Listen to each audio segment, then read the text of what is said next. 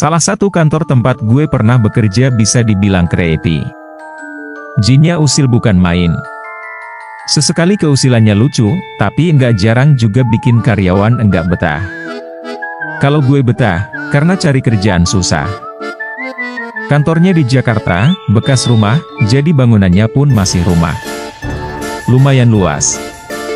Maksimalnya pernah diisi 60-an karyawan. Jam kerja gue gak tentu, sesuai kebutuhan aja, seringnya sih datang siang banget, pulang kebangetan malam. Kadang-kadang nginep di situ kalau memang harus. Yang kayak gitu bukan gue doang. Rata-rata anak produksi dan kreatif jam kerjanya terbalik. Walhasil, malam dipastikan masih ramai. Gue tercatat di situ sebagai salah satu karyawan pertama. Ya, itu perusahaan merintis. Bulan-bulan awal yang kerja baru 8 orang. Waktu masih sepi enggak pernah ada cerita aneh-aneh. Tapi Karungga kantor pernah nyinggung kalau di situ emang spooky. Sudah dari dulu. Katanya suka ada wujud cewek asing muncul tiba-tiba di pojokan luar dekat lorong, atau dekat tempat wudhu. Ceweknya cakep banget, kata Karungga, tapi enggak ada yang berani deketin. Kata si Karungga juga, kalau malam ada yang gedor-gedor kaca, atau nangis merintih, biarin aja. Kalau ketakutan malah makin dijailin. Seturut waktu karyawan bertambah, kurang dari setahun berlipat-lipat banyaknya. Saat makin ramai justru terdengar cerita pengalaman orang-orang terkait setan. Dari sekian banyak cerita yang gue dengar, dapat dikatakan jin di tempat itu keterlaluan usil. Pernah nih, satu malam Karungga beli sate dibungkus untuk dimakan bareng-bareng. Sate udah ditata di meja, nasi udah tinggal centong, piring pun udah siap. Kemudian dia panggil semua penghuni, dari satu ruang ke ruang lain. Tahu-tahu kedengaran, gedubruk, gumprang-gampreng. Semua dibikin kaget. Saat dilihat, meja makan berantakan. Makanan tumpah-tumpah, piring jatuh, nasi berhamburan. Kacau lah. Di kantor itu nggak ada kucing, hampir kagak ada juga kucing liar masuk. Kalaupun kucing, perlu satu kompi kucing untuk membuat kekacauan separah itu. Gampangnya, meja makan seperti diangkat. Di waktu kemudian ada cerita lain. Anak produksi, ada yang lagi rendering, ada yang lagi scoring. Tiba-tiba listrik jeglok. Bukan turun daya, habis token, atau mati pemutusan dari PLN. Pokoknya jeglok. Diusut-usut, meterannya ternyata off begitu aja. Gila aja ada karyawan iseng tapi sebego itu nurunin meteran. Apa ulah cicak? Hasilnya, iMac yang lagi ngerender enggak bisa nyala lagi setelah itu. Rusak. Ada juga anak baru dikerjain. Masuk belum seminggu disuruh lembur. Kerjaannya tukang, graphic designer. Hampir subuh kerjaan dia baru beres nih. Siap-siap pulang, taunya mules. Dia ke toilet dulu. Lagi asyik-asyiknya merenung, pintu toilet ditarik. Jember banget lu, brak kagak nutup pintu. Itu suara Karungga. Ini anak baru juga tahu. Salah dia juga enggak nutup pintu rapat. Masalahnya dia tahu, Karungga baru pulang kampung kemarin sore. Nah, toilet yang dia pakai dempetan sama dapur dan wastafel cuci piring. Karungga sering gelatakan tuh di dapur.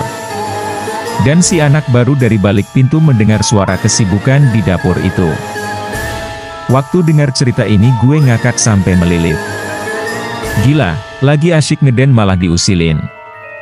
Dan, kata dia, kebeletnya mendadak sirna. Tapi dia masih matung di atas kloset. Keluar enggak berani. Sampai suara Karungga terdengar lagi, yang betah lu kerja di sini, setelah itu sunyi. GW lanjut nanti. Masih ada. Ribet juga soalnya nulis sambil bawa motor kopling. Lanjut nih. Pada satu kesempatan, di hari Sabtu, gue mendadak disuruh datang ke kantor buat satu urusan. Selain gue ada satu temen gue yang bernasib sama. Seringkas cerita, gue sampai di sana sore sekitar jam 4. Teman gue nyusul enggak lama setelah itu. Praktis di kantor cuma bertiga. Karungga pasti ada dalam cerita. Kemudian kami langsung selesaikan urusan. Menjelang maghrib beres. Habis itu bikin kopi. Karungga berpesan, gua mau keluar sebentar, kalau mau pulang nunggu gua dulu. Paling enggak sampai 1 jam. Karena gue hampir kehabisan rokok, gue pun pergi bareng dengan Karungga sampai warung terdekat. Kemudian gue malah berubah pikiran, pengen beli kunyah-kunyah.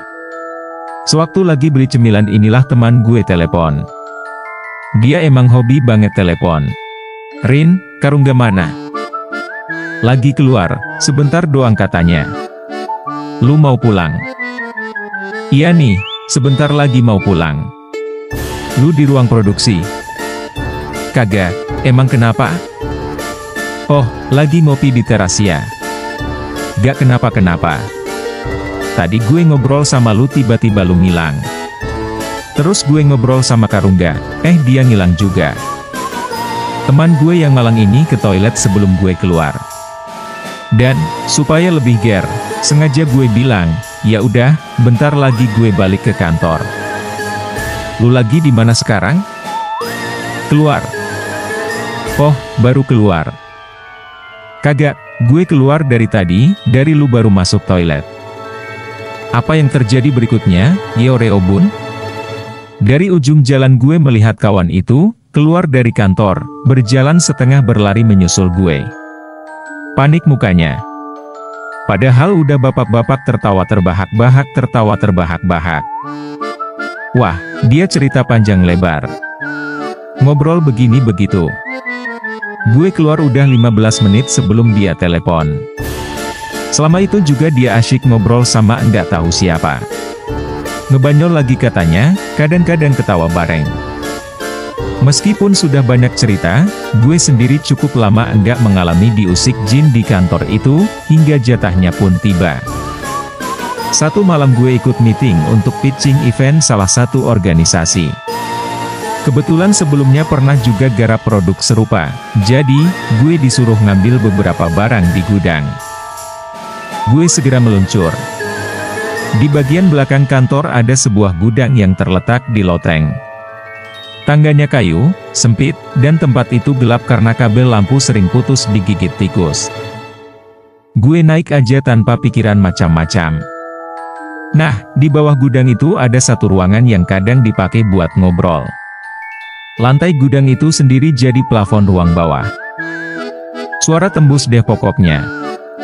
Kebetulan malam itu lagi ada 2 orang di bawah. Karena mereka dengar suara di atas, lalu ada yang tanya, "Siapa yang ke atas?" "Gue." "Wah, elu, Rin.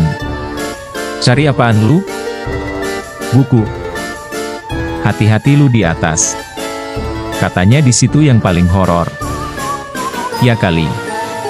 "Kata siapa lu?" "Ih, beneran.